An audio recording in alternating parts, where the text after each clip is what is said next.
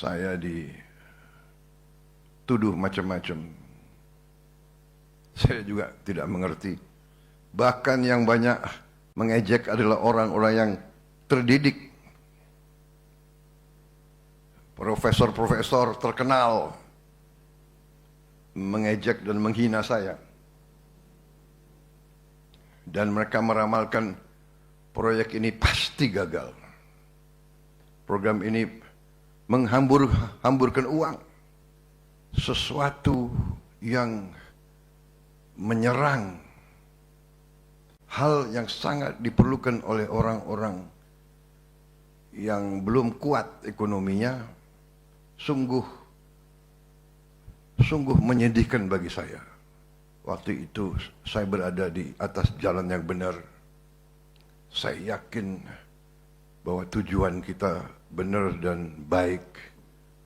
Terlalu banyak anak-anak Indonesia mengalami stunting, penghematan, hasil efisiensi dari anggaran yang saya dan tim saya yakin kalau tidak kita hemat, uang ini akan dimakan oleh korupsi, akan dihabis-habiskan untuk memperkaya oknum-oknum pribadi-pribadi. Program semacam ini sesungguhnya bukan pertama kali dilaksanakan di Indonesia. Sudah puluhan negara lain melaksanakan. Puluhan negara lain. Dan negara-negara yang maju, negara-negara yang demokratis, pasti punya program makan bergizi gratis untuk rakyatnya. Makan bergizi gratis mungkin tidak penting untuk orang-orang yang cukup berada. Mungkin tidak penting bagi mereka yang di atas. Tapi di seluruh dunia yang saya pelajari, makan bergizi gratis adalah sangat-sangat diperlukan oleh mayoritas rakyat. Waktu saya melancarkan program ini, saya diejek, saya dijelek-jelekin, saya dituduh macam-macam. Saya juga tidak mengerti. Bahkan yang banyak mengejek adalah orang-orang yang terdidik. Profesor-profesor terkenal mengejek dan menghina saya. Dan mereka meramalkan proyek ini pasti gagal. Program ini menghamburkan uang.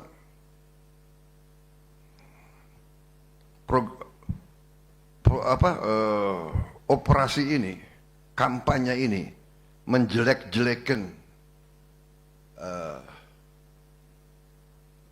presiden yang dipilih langsung oleh rakyat, mungkin sebagai ungkapan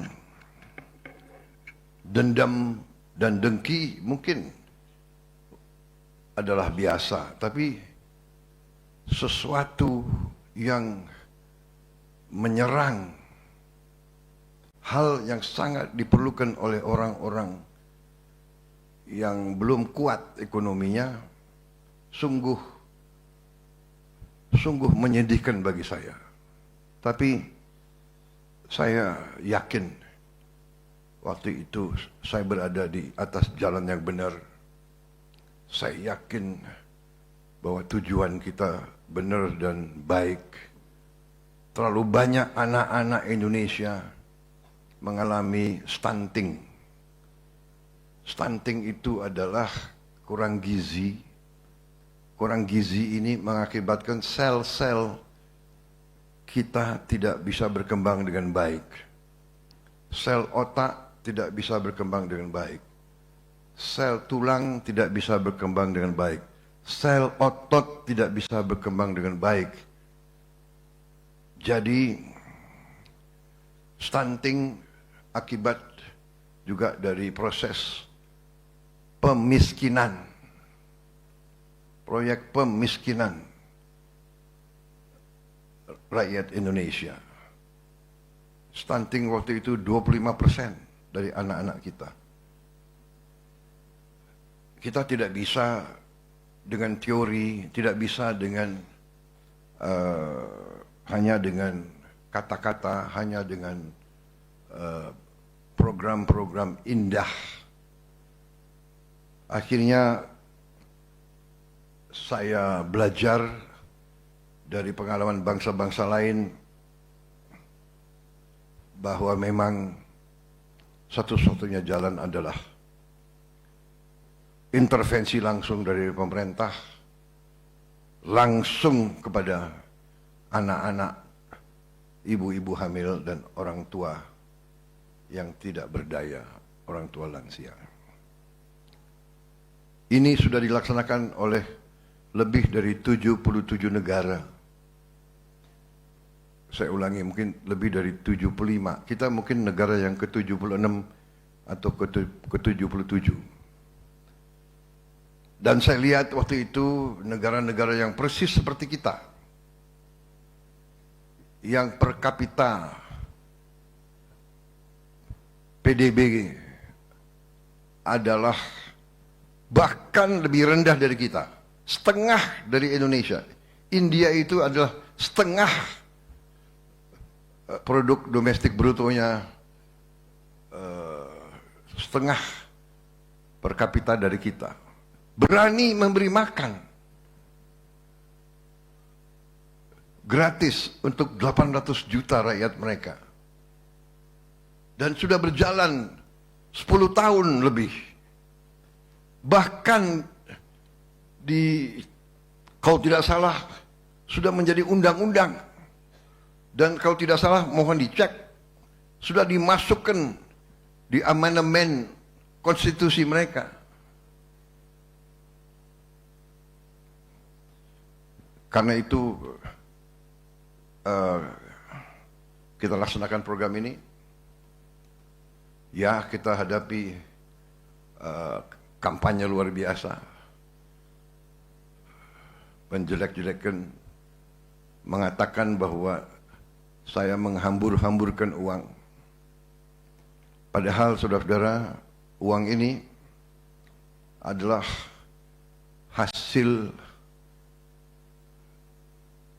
penghematan, hasil efisiensi dari anggaran yang saya dan tim saya yakin kalau tidak kita hemat, uang ini akan dimakan oleh korupsi, akan dihabis-habiskan untuk memperkaya oknum-oknum pribadi-pribadi.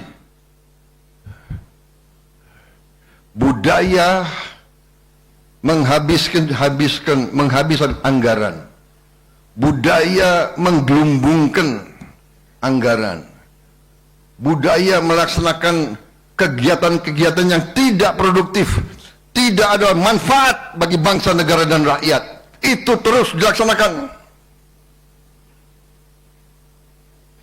Rapat-rapat di hotel-hotel di luar kota,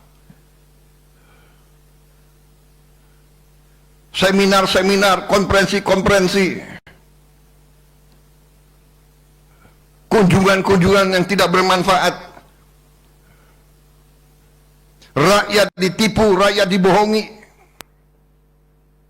Ini yang kita hemat, uang ini yang kita alihkan untuk hal-hal seperti ini. Saudara-saudara, APBN kita tidak keluar dari parameter yang kita tetapkan.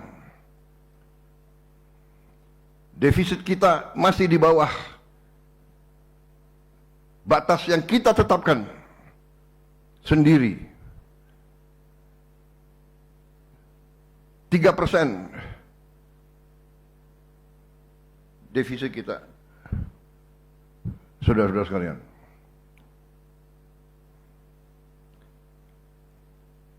3% dari PDB. Dan saya bertekad kita akan berusaha sekeras mungkin untuk kita kurangi dari situ.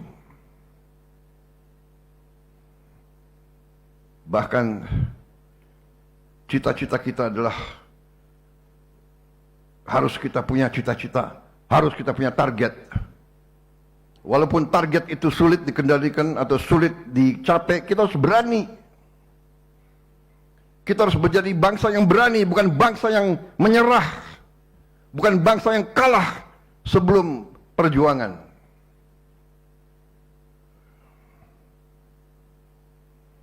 Saya telah mempelajari setelah saya menjabat, masih terlalu banyak kebocoran, masih terlalu banyak penghamburan. Saya ingin tertibkan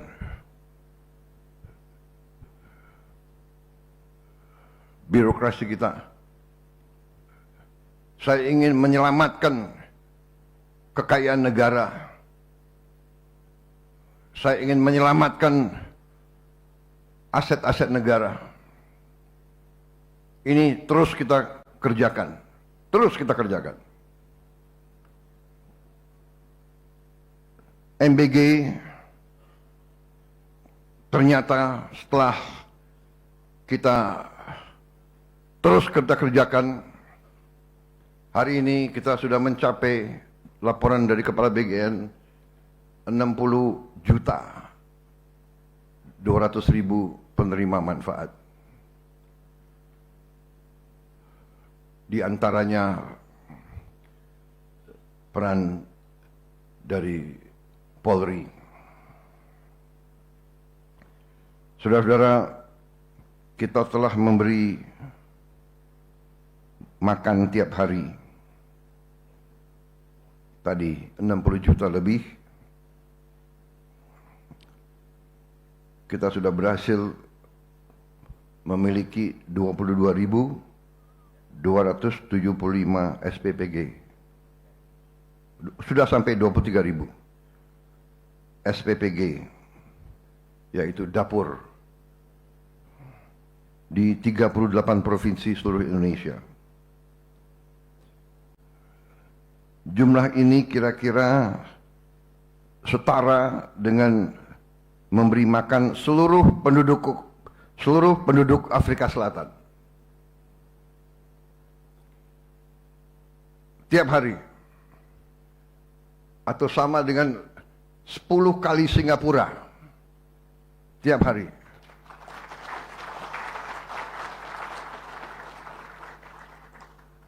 Atau 2 kali Malaysia. Tiap hari.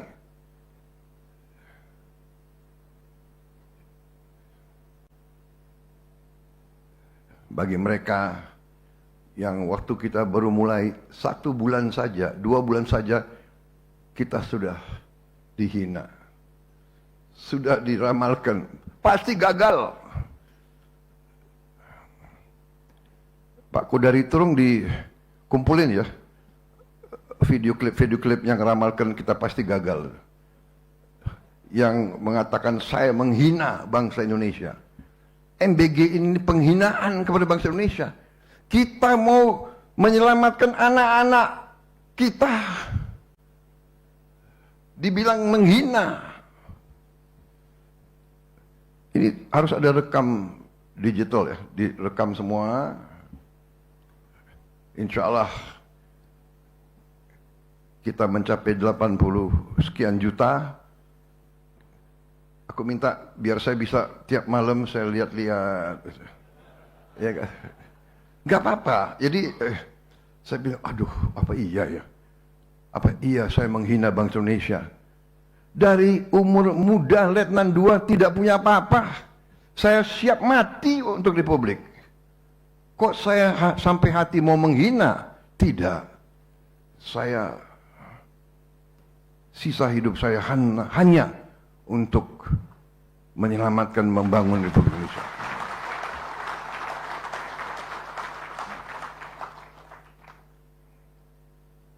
ingin mati di atas jalan kebenaran. Saya ingin mati membela kebenaran, keadilan, dan keselamatan rakyat saya. Ini kehormatan bagi seorang prajurit mati untuk rakyatnya. Masa saya mau menghina? Tapi sudahlah. Sekarang kita buktikan bersama. Jadi saya terima kasih Kepolisian Republik Indonesia. Saudara.